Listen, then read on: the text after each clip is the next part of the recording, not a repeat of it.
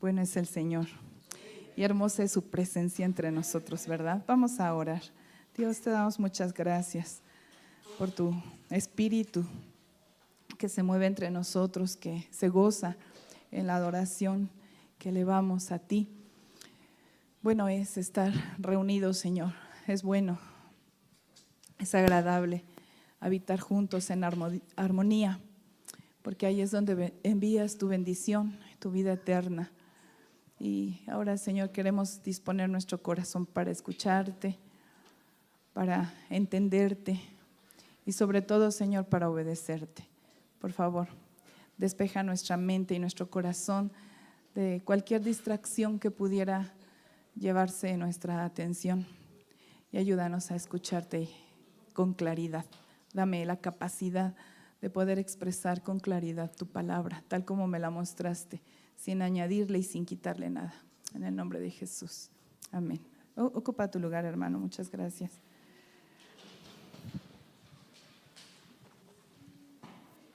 El día de hoy vamos a meditar en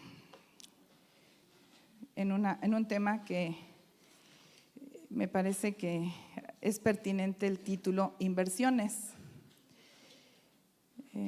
Cuando hablamos de inversiones, yo recuerdo que cuando era niña era un término financiero exclusivo para gente de mucho dinero, ¿no? Yo me acuerdo que era así, escuchabas el inversionista y te venía luego a la mente una persona adinerada, ¿verdad? Millonaria, que trabajaba en la bolsa de valores y que siempre estaba a la expectativa de observar cómo iban sus rendimientos.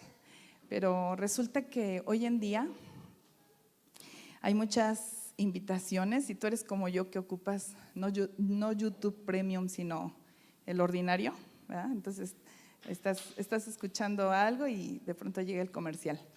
Y a mí me da curiosidad, he estado observando que hay muchos comerciales en donde te invitan a hacer inversiones minoritarias, ¿verdad? No necesitas ser millonario para poder invertir en algunas instituciones o empresas, pueden ser instituciones de gobierno o empresas privadas, en donde estaba investigando, se le llaman instituciones de inversión colectiva, en donde se arma un grupo de personas, ¿verdad?, que pueden invertir determinadas cantidades que están accesibles a ya la mayoría, y entre todos pues invertir en ciertas marcas, en ciertos nombres como Amazon, ¿no? O estaba viendo que también Pemex está abriendo esa posibilidad. Y entonces ya no es de millonarios, ya está al alcance de los trabajadores, ¿verdad? Obviamente cuando hablamos de inversiones, ¿qué es invertir? Dice el diccionario que es emplear un recurso con el fin de lograr una ganancia. Entonces está muy atractivo lo que te prometen, porque te dicen que bueno, en determinado tiempo vas a tener determinados rendimientos. Y hay algunos que suenan exagerados, ¿verdad? Porque te dicen, tú inviertes 1,000 pesos y te regresan 100,000. Ay, suena evidentemente engañoso, ¿verdad? Sospechoso. Pero hay otros que, bueno, suenan interesantes. Sin embargo, obviamente, cuando se trata de inversión, siempre hay un riesgo. Siempre está el riesgo de que quizá el proyecto en el que estás invirtiendo no siempre logra lo que se había propuesto, y entonces el proyecto junto con sus inversionistas pierden, ¿verdad? Este es el riesgo. Y estaba revisando el tema desde la perspectiva financiera, y dice que la inversión entonces en general se trata no de consumir en el corto plazo los ahorros, sino de ponerlos a trabajar para que produzcan beneficios a lo largo del tiempo. Esas son inversiones. Y entonces el Espíritu de Dios me impactó a través de la parábola que hoy voy a compartir con ustedes, en relación con este tema que les acabo de explicar, y quisiera que me acompañen a revisar la parábola. Vamos a revisar Lucas capítulo 12, versículos del 16 al 21. Te lo voy a leer, sígueme con tu vista. Dice: también les refirió una parábola diciendo: la heredad de un hombre rico había producido mucho. Y él pensaba dentro de sí, diciendo: ¿qué haré? Porque no tengo dónde guardar mis frutos. Y dijo: esto haré, derribaré mis graneros y los edificaré mayores, y allí guardaré todos mis frutos y mis bienes. Y diré a mi alma: alma, muchos bienes tienes guardados para muchos años. Repósate, come, bebe, regocíjate. Pero Dios le dijo: necio, esta noche vienen a pedirte tu alma, y lo que has provisto, ¿de quién será? Así es el que hace para sí tesoro y no es rico para con Dios. La heredad de un hombre rico. Regrésame al 16, vamos a ir revisando esta parábola. También les refirió una parábola diciendo: la heredad de un hombre rico. Y dicen los comentaristas que esta heredad como tal habla de una finca, no de un campo de cultivo. Es decir, era un grupo de campos de cultivo. No es lo mismo tener un campo de cultivo que tú cultivas y que te produce determinados frutos, a tener una serie de campos de cultivos que evidentemente este hombre no cultivaba él. Seguro tenía trabajadores que ponía a trabajar sus tierras, ¿verdad? Y pues el Señor Jesús entonces dirige la atención de todo su público, ¿verdad? Todo su auditorio hacia alguien con una posesión grande, una zona amplia. Y dice que si de por sí ya era amplio, ¿verdad? Ya era un lugar próspero, refiere la parábola diciendo que ese lugar había producido mucho, ¿verdad? Había producido mucho, es que su propiedad había sido tan fértil que había logrado una buena cosecha, poco común. Versículo 17, se generó un problema poco común. Yo creo que la mayoría de la gente que se dedicaba al cultivo en ese entonces no tenía este tipo de problemas. Él se generó un problema. ¿Sí ves el problema en el 17? Dice que empezó a pensar y a preocuparse. ¿Qué voy a hacer? Porque no tengo dónde guardar mis frutos. Él no se esperaba ese tipo de cosecha.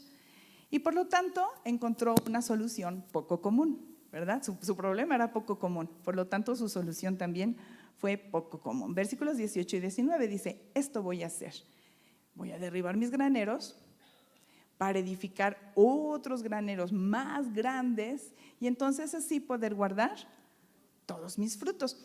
En términos financieros, actualmente podríamos decir que este hombre había logrado, mira, te lo voy a leer como se dice de manera financiera: la tranquilidad de un futuro financiero saludable y sin sobresaltos. Hasta suena comercial, ¿a poco no? La tranquilidad de un futuro financiero saludable y sin sobresaltos. Dice el versículo 19 que él se dijo a sí mismo, le dijo a su interior: repósate, estate ya tranquilo. Piénsalo, ¿qué situación tan ideal para la mayoría de nosotros, si no es que para todos. Pensar, no tener que estarme tronando los dedos pensando en mi futuro, porque finalmente ya tengo muchos bienes guardados. ¿Qué sigue? Disfrutarlos. Ya trabajé mucho, lo suficiente como para ahora disfrutar lo que me corresponde. No está lejos de lo que la mayoría de nosotros perseguimos, creo yo. La mayoría de nosotros pensamos y decimos: a ver, espérame, llegará un momento en donde quizás me crujan las rodillas, ¿verdad? Y ya no tenga la misma habilidad, entonces tengo que hacer algo con mi futuro. Y es una mentalidad que creo yo que todos compartimos, ¿no? O sea, finalmente a todos nos importa saber cómo está nuestra Afore, que realmente tengamos ahorros para el retiro, o a lo mejor si somos comerciantes o somos personas que no tenemos prestaciones como la gente que está empleada o como la gente que es empleada de gobierno, pues buscamos pensar, bueno, ¿y qué voy a hacer? ¿Verdad? Cuando ya sea una persona grande, creo que tengo que hacer algo por mí mismo. Algo así, pero con la diferencia de que él lo tenía resuelto. La mayoría de nosotros nada más nos quedamos con el ¿qué voy a hacer? Y este hombre ya lo tenía resuelto. Mi tema se llama inversiones. Y no te voy a hablar de dónde invertimos el dinero o solo de dónde invertimos el dinero, sino en sí de todos nuestros recursos. Porque todos nosotros somos dueños de muchos recursos, del recurso tiempo, del recurso esfuerzo, del recurso talento, ¿verdad? Porque todos tenemos habilidades diversas, de la forma en que nos conducimos en la vida y de las cosas que nosotros producimos a la hora de conducirnos, diario, todos los días tenemos recursos. Y la meditación del día de hoy es ¿dónde estamos invirtiendo nuestros recursos? Esa es la meditación. Según la Real Academia Española, no solo se invierte el capital económico, sino cualquier recurso, cualquier otro recurso. Si tú buscas el término invertir, te vas a encontrar con que en sí, según el concepto, cualquier cosa se invierte. Ya te dije que es invertir, es emplear ese recurso con el objetivo de lograr una ganancia, de lograr un resultado. La pregunta es, ¿dónde estás invirtiendo tus recursos tú? El hombre de la parábola había invertido, observa el versículo, a ver, ayúdame yendo al 21. Dice Jesús en su conclusión, así es el que hace para sí tesoro y no es rico para con Dios. El hombre de la parábola había invertido sus recursos en él, en sí mismo. ¿Y qué crees? El hombre de la parábola había logrado exitosamente sus objetivos. Y te decía hace rato al principio, ¿verdad? Que los economistas aseguran que no hay inversión sin riesgo. Y pues él arriesgó y aparentemente ganó, ¿verdad? De pronto decimos, wow, arriesgó y pues el que no arriesga no gana, dicen nuestros dichos. Pero regrésame al 20, por favor.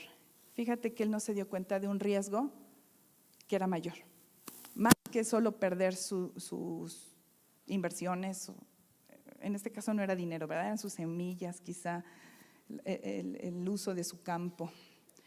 Más allá, él no se dio cuenta que el riesgo era mayor. El riesgo fue tan peligroso que incluso él perdió la vida eterna.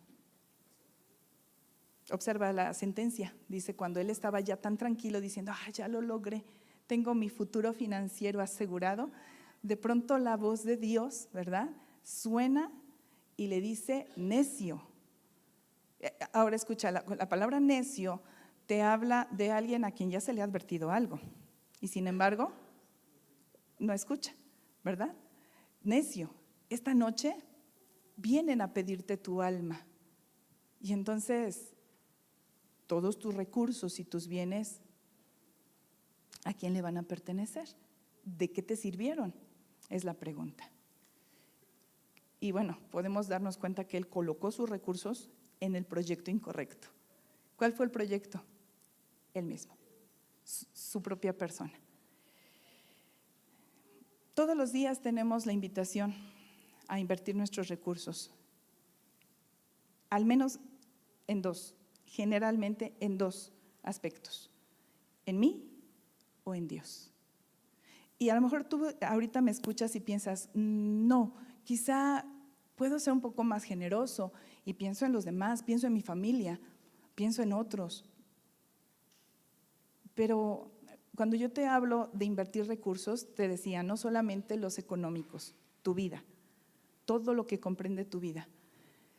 Necesitamos evaluar cuál es nuestra intención, si es para lograr lo que me he propuesto yo o lo que Dios con anticipación me ha propuesto.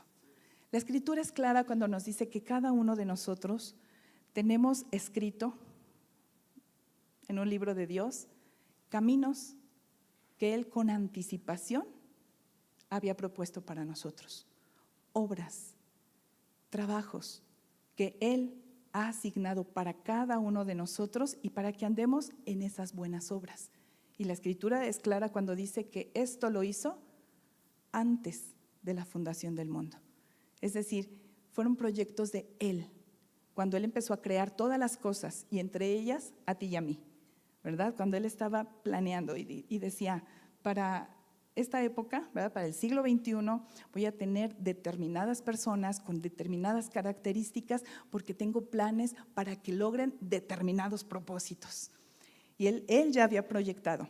Algo que quizás olvidamos muchas veces es que nosotros somos producto de un proyecto de Dios. Nosotros existimos porque Dios un día se detuvo a planear y a ejecutar sus proyectos. Y un día se nos olvida, como este hombre. Y un día nos queremos creer autónomos, dueños de nosotros mismos, y pensamos que, bueno, finalmente quien decide acerca de mi vida soy yo, pensamos. Pero todos los días tenemos la invitación para invertir nuestros recursos en uno de dos proyectos. Mis planes personales, que pueden ser buenos, porque si tú observas la parábola, el hombre no tenía planes malos ni perversos, no tenía planes destructivos hacia otros, no era una persona que estuviera haciendo daño, solo era una persona que había descuidado cumplir los propósitos de Dios. Se había hecho rico para sí mismo. Y esa riqueza, específicamente en esta parábola, pues habla de dinero. Pero te vuelvo a repetir, nuestros recursos no siempre son dinero y a veces somos ricos para con nosotros mismos en muchos aspectos. Quizás hemos alcanzado una cierta fama, un cierto renombre, tenemos títulos y logros nuestros que nos han costado mucho trabajo. Nos ha costado trabajo a lo mejor tener una buena reputación con la gente que nos conoce, nuestros vecinos, ¿verdad? Ahí en el vecindario ya tiene más de 15 años que vivo ahí, la gente sabe que soy una persona respetable y nos importa nuestro proyecto, ¿verdad? Nosotros somos nuestro proyecto. La invitación de esta noche es que observemos si estamos invirtiendo en el lugar correcto. Este hombre no invirtió en los propósitos de Dios, aunque eso no significa que sus propios propósitos fueran perversos. Eran buenos propósitos. ¿Por qué Jesús tuvo que expresar esta parábola? Cuando yo estaba estudiando esta parábola y la estaba leyendo, yo le decía, Señor, ¿por qué esta parábola? Y el Señor me llevaba a revisar el contexto, a revisar todo el resto del pasaje. Y mira, me encontré, te lo voy a leer tal como lo fui revisando, tal como creo yo que el Espíritu de Dios me lo fue mostrando. Te lo voy a leer así. Desde el principio del capítulo podemos leer que Jesús venía describiendo una serie de temas importantes para el reino de Dios. Te voy a leer cuáles son. Y tú puedes llegar a casa y revisar el capítulo 12 de Lucas y observar que es verdad, ¿de acuerdo? El Señor Jesús estaba advirtiéndole a los oyentes que atendieran de no caer en la hipocresía de querer humillar a los demás para sobresalir a sí mismos. Así inició. Y inició, si tú observas el versículo 1, dice que al ver a la multitud que se arremolinaba para encontrarse con él, observó que había personas que estaban siendo poco amables con los demás, que estaban atropellando a otros con tal de ser los primeros en poderse acercar. Entonces, al observar esa acción en la multitud, al darse cuenta que estaban siendo poco amables unos con otros, él inicia con este tipo de enseñanzas y hace énfasis en lo importante que es evitar caer en la hipocresía de querer humillar a los demás para sobresalir uno mismo. El Señor estaba advirtiendo que todo lo que hacemos, que todo lo que decimos y aún las intenciones de nuestro corazón serán puestas en evidencia un día, que serán públicas. El Señor Jesús estaba hablando eso con la gente que lo rodeaba. Hablaba Él de lo importante que es evitar tener miedo de la violencia que nos rodea. Él les estaba hablando y les decía que evitaran tener miedo de la gente que podía arrebatarles la vida. Y después aclaró y les dijo, yo les voy a decir a quién deben de tenerle miedo, a quién deben de guardarle temor reverente. Aquel que es capaz no solo de arrebatarles la vida, sino además de esa vida lanzarla al infierno de fuego. Y cuando yo era niña, yo me acuerdo que estaba un poco confundida con esa idea. Yo decía, ¿quién es? ¿Satanás? No. Un día el Espíritu de Dios me reveló y me dijo, la única persona que tiene la autoridad y la capacidad de determinar tu vida y también de sentenciarte a muerte eterna, si quisiera, es Dios. Entonces Jesús está advirtiendo, no le tengas miedo a la violencia que te rodea. De hecho, Jesús con esta enseñanza redujo el miedo que le tenemos a la muerte violenta, a la muerte por asesinato, lo redujo a comparación del peligro, que es no estar a cuentas con nuestro Dios vivo y terminar en el infierno de fuego. Es peor. El Señor estaba ayudándole a su auditorio a tener una idea más clara de las intenciones del reino, de aquellos principios importantes para el reino de Dios. El Señor Jesús seguía hablando y entonces, para que el auditorio no se quedara con el miedo hacia Dios, ¿verdad? Miedo como tal, sino que pudieran generar temor reverente, Jesús sigue hablando y les dice, pero quiero que sepan que pueden tener la confianza de acercarse a Él, al Padre. ¿Por qué? Porque los ama. Porque los ama más que a cualquier cosa en la creación. Los ama más que a los pajarillos, al punto de que hasta sus cabellos los tiene contados. Entonces, con confianza acércate a Él. ¿Por qué? Porque Él te ama. También Jesús estaba hablando de lo importante que era, que es, que seamos personas siempre dispuestas a reconocer abiertamente su persona, que no lo neguemos ante nadie, porque Él nos va a corresponder. Y Él en este pasaje promete y dice, si tú abiertamente puedes reconocerme delante de los hombres, te prometo que cuando estés delante de mi Padre, yo abiertamente te voy a reconocer aún delante de los ángeles. Y también advirtió y dijo, y lo contrario, ¿verdad? Porque si por alguna razón tú quieres quedar bien con la gente y por lo tanto, entonces como que disimulas tu relación conmigo y como que la empiezas a negar o a hacer a un lado con tal de que la gente te vea bien, bueno, entonces voy a tener que corresponderte también. Y si tú esperas que cuando llegues ante mi Padre yo te diga, wow, Padre, sí lo conozco, pues no va a suceder, ¿verdad? Te voy a tener que negar delante también aún de los ángeles del cielo. Dime si no eran temas importantes. ¿Eran temas ordinarios? Eran temas extraordinarios. Él estaba tocando temas que iban más allá de esta tierra. Estaba hablando de temas del reino. También siguió él hablando del riesgo de tomar una actitud renuente a creer, a respetar y a valorar al Espíritu Santo, porque explicaba y decía que esa actitud nos orilla a ser incapaces de recibir el perdón de Dios, ¿verdad? A lo mejor puede ser que te equivoques con respecto al Hijo, decía él, pero no puede ser que te equivoques con respecto al Espíritu Santo, porque cierras toda la posibilidad de ser convencido de tus pecados. Y él estaba advirtiendo eso. Mencionó lo importante que es depender del Espíritu Santo, aun cuando tengamos que enfrentar juicio por causa de su nombre.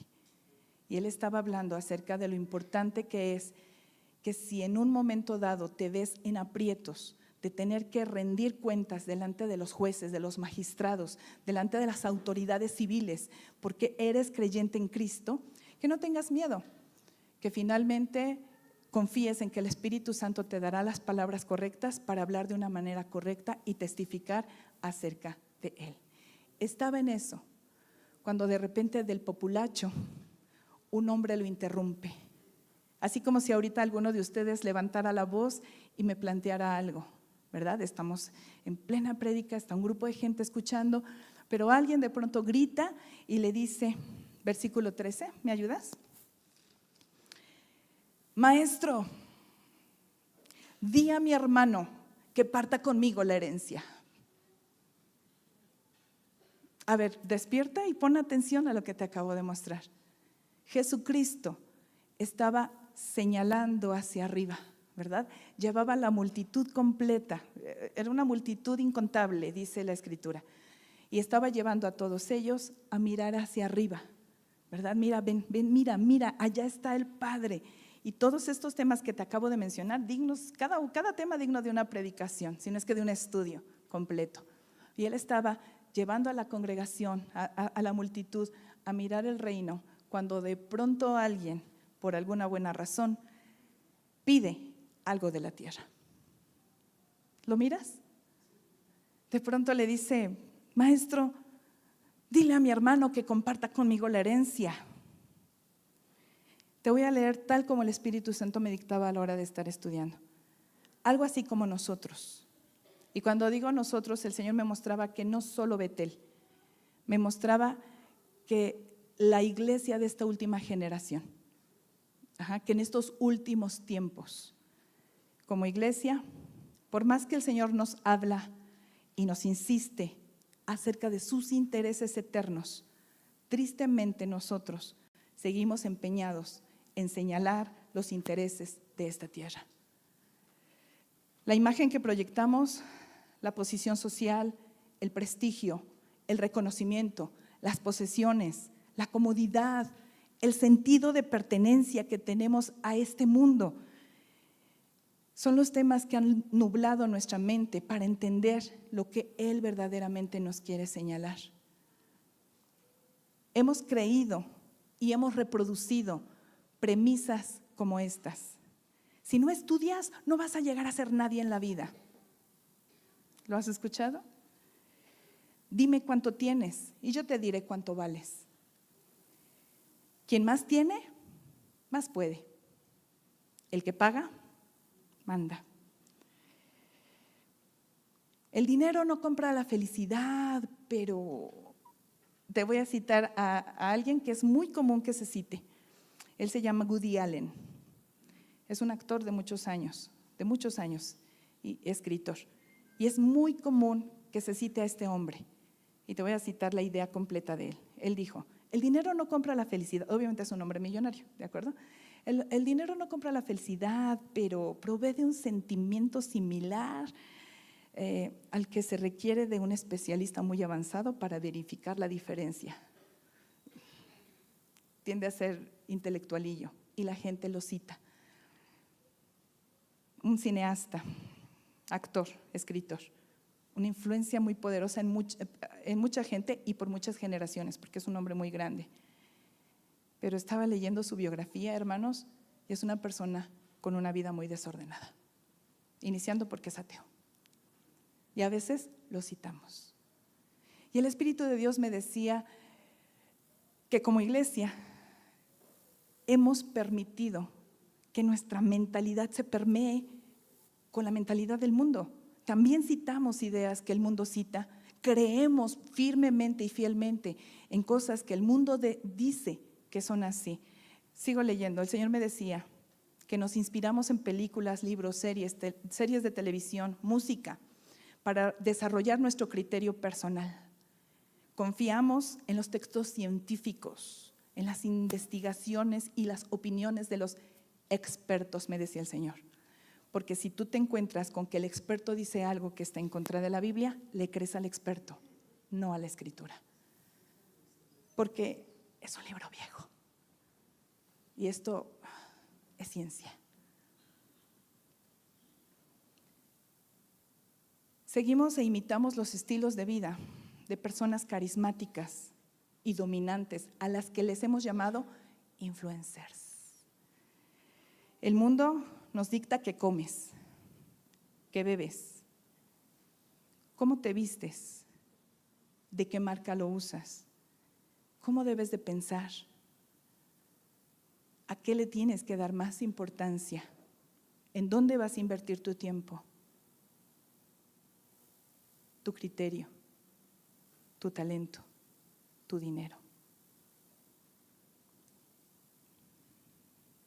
El hombre que provocó a Jesús que narrara la parábola que nos está ocupando, interrumpió una serie de enseñanzas eternas, enseñanzas que son para vida eterna. Pero él no estaba ocupado en pensar en eso. Él simplemente expresó su interés terrenal y efímero. Por lo tanto, la respuesta de Jesús fue inesperada. Yo me acuerdo que cuando era niña y leí alguna vez este pasaje, me pareció que Jesús había sido poco cortés. Me acuerdo que yo no podía creer que Jesús hubiera respondido de esa manera. Vamos a revisar cómo respondió Jesús. Versículo 14. ¿Lo puedes leer conmigo? Dice: mas él le dijo: hombre, ¿quién me ha puesto sobre vosotros como juez o partidor? No sé tú cómo lo interpretas, pero a mí en lo particular en su momento me había sonado como, ¿por qué le contestó Jesús de esa manera? ¿No? Sin embargo, el Espíritu de Dios me hablaba en esta ocasión en cuanto estaba revisando la parábola y me decía que nos hemos equivocado al interpretar a Jesucristo, porque creímos que Él había sido enviado a sufrir para que nosotros no sufriéramos. Creímos que Él había sido enviado para proporcionarnos una vida cómoda y próspera. Creímos que su sufrimiento de Él nos tenía que dar a nosotros felicidad. Pero estamos equivocados, porque Él no vino a darnos felicidad, vino a darnos la vida eterna. Nos vino a dar gozo, nos vino a dar justicia, nos vino a dar una correcta relación con Dios. Y no siempre eso significa felicidad para todas las mentes, solo para las que saben apreciar lo que Él nos vino a dar. ¿Quién me ha puesto sobre vosotros como juez? Jesús básicamente lo que dijo es: ¿quién me asignó a tener que ser un ministro o un magistrado de tus leyes humanas? ¿Quién me designó a ser un distribuidor de los bienes materiales y terrenales? ¿Quién me destinó a ser un repartidor del bienestar social? ¿No? A veces lo queremos ocupar así. ¿Quién me estipuló como un administrador de los intereses del hombre? ¿Quién? Dios no. Dios Padre envió a su Hijo para administrar su reino, para difundirlo y para sembrarlo en todos nosotros. Para eso vino Cristo. Por eso, me decía el Espíritu de Dios, es que muy en el fondo, muchos aún se sienten ofendidos cuando alguien asegura que Dios nos insiste en la santidad. Muchos se sienten molestos y fastidiados cuando escuchan la idea de que se tiene que morir a uno mismo para vivir para Él. Nos incomoda, nos molesta, nos enoja, porque queremos interrumpir su tema para decirle: oye, acuérdate de todo lo que te he pedido. Sí, Señor, sí, suena súper, genial, está superior, casi no lo entiendo, pero no te olvides de mi petición. Dame lo que yo te estoy pidiendo, acomódame en una forma cómoda, pasiva, tranquila. Soy tu hija. Versículo 15. Como respuesta a la petición de aquel hombre, Jesús le advirtió y les dijo a todos: mirad, ¿lo lees conmigo? Mirad y guardaos de toda avaricia, porque la vida del hombre no consiste en la abundancia de los bienes que posee. Mirad, Literalmente percibir, prestar atención. En sentido figurado, ver con la mente espiritual. Vislumbrar con la mente espiritual.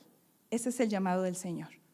No es mira con tus ojos carnales, percibe con tu espíritu. Eso es lo que significa mirar. Percibe con tu espíritu. Percibe lo que el Espíritu de Dios quiere decirte, no lo que tu carne quiere mostrarte. Percibe lo que el Espíritu Santo te dice. ¿Qué te dice? Guárdate de toda avaricia. Ay, Señor, pero si yo no soy avaricioso y tú lo sabes. Ok, guárdate. Es el vocablo original, el vocablo griego, alude a la guardia militar. Describe la vigilancia constante para preservar y proteger algo. Entonces, imagínate cuando algo está custodiado bajo militares, es porque es sumamente valioso, ¿cierto? ¿Y qué tipo de vigilancia hacen los guardias militares? Estricta es la palabra, ¿verdad? Hacen una perfecta vigilancia. ¿Por qué? Porque en ellos le va su trabajo, ¿verdad? En ellos le va incluso muchas veces su integridad. Entonces, cuando el Señor dice guárdate, guárdense, es que seamos tan estrictos como los militares, que observemos con cuidado lo que el Señor está mostrándonos. Y dice, guárdense de toda avaricia. Toda avaricia, de hecho, toda avaricia es una sola palabra, toda avaricia, que es el deseo de poseer más cosas. A eso se refiere, el deseo de poseer más cosas. Codiciar un número mayor de cosas temporales. Tales cosas van más allá de lo que Dios ha determinado que sea lo mejor para la eternidad. Es decir, lo que va más allá de la voluntad de Dios. En otras palabras, cuando dice de toda avaricia, es que a veces lo que nosotros buscamos no es lo que Dios quiere para nosotros. Y te vuelvo a repetir, no quiero que te centres solo en cosas económicas. Piensa, por ejemplo, cuando de pronto nos enamoramos, a los jóvenes, ¿no?, que todavía no están casados, y decimos, es que esa es la persona que quiero yo. ¿Por qué lo quieres o por qué la quieres? Escucha el término, dice que avaricia es querer poseer, ¿no? Y cuando decimos, es que su belleza, es que su inteligencia, a lo mejor nos motiva otras cosas, ¿verdad? Es que a lo mejor su prestigio, qué sé yo, lo quiero para mí, lo quiero. Observa cómo nuestra actitud humana, sin el Espíritu Santo, busca poseer. Y lo que te estoy describiendo no tiene que ver con dinero, pero poseemos, ¿verdad? Yo lo quiero, eso lo quiero para mí. Y a eso es a lo que el Señor le llamó toda avaricia. Ese estilo de vida no se la merecía esa persona, lo debía haber vivido yo. Esos hijos, mira qué bonitos, esos debieron ser míos. Esa esposa, ese esposo, mira qué amable, mira qué persona tan cortés, eso debió haber sido para mí. ¿Lo escuchas? Guárdate de toda avaricia, que no tiene que ver con dinero, tiene que ver con codicia. El deseo de tener ventaja, el deseo de sobresalir por encima de los demás.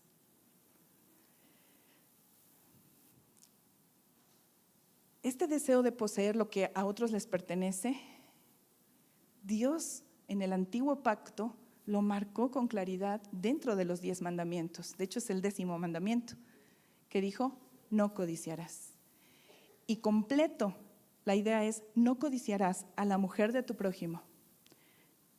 Inicia diciendo, no codiciarás la casa de tu prójimo, ni codiciarás la mujer de tu prójimo, ni su siervo, ni su criada, ni su buey, ni su asno, ni cosa alguna que le pertenezca a tu prójimo.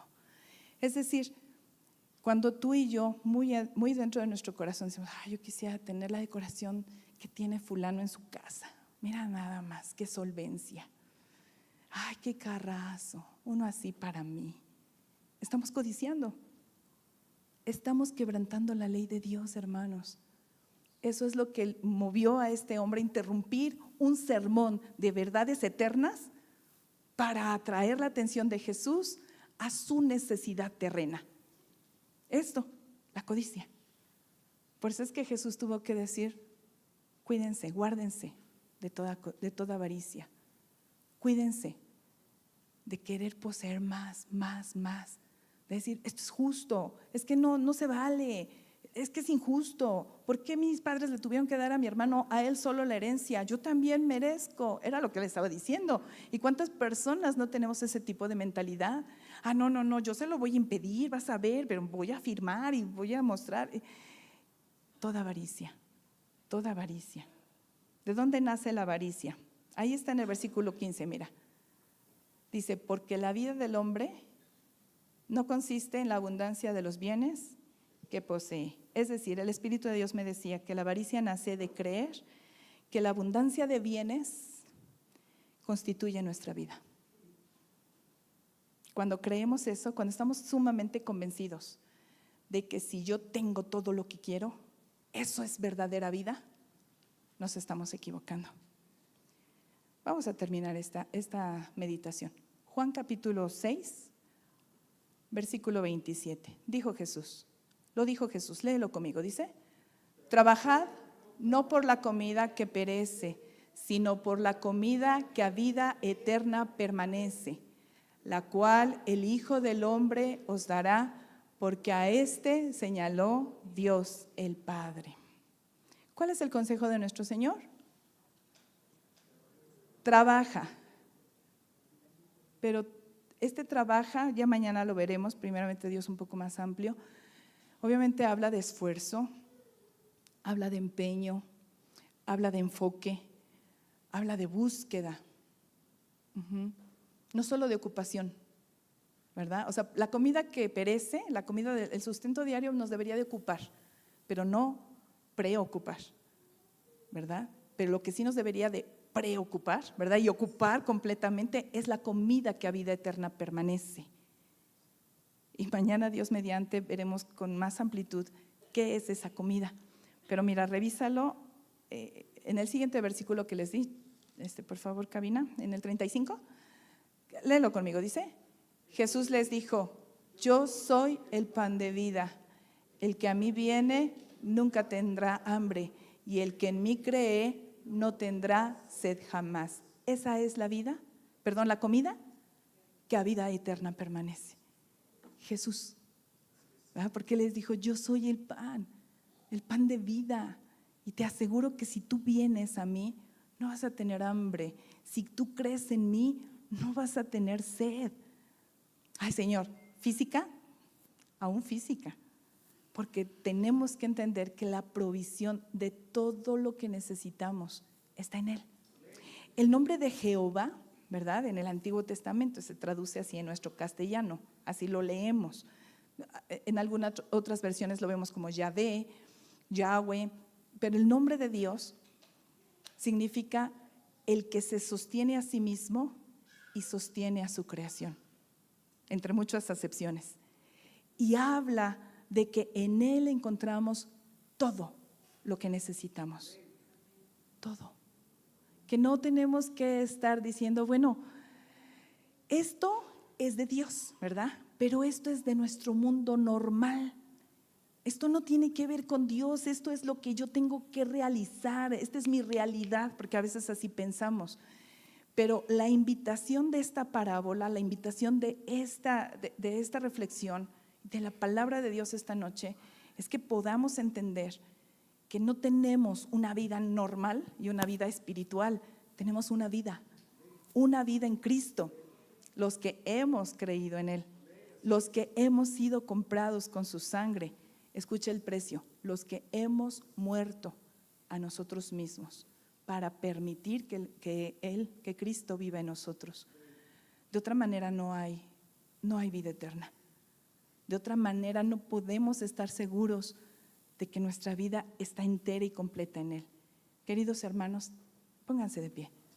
Y te voy a invitar a que medites esto que te acabo de compartir. Espero haber sido sumamente clara.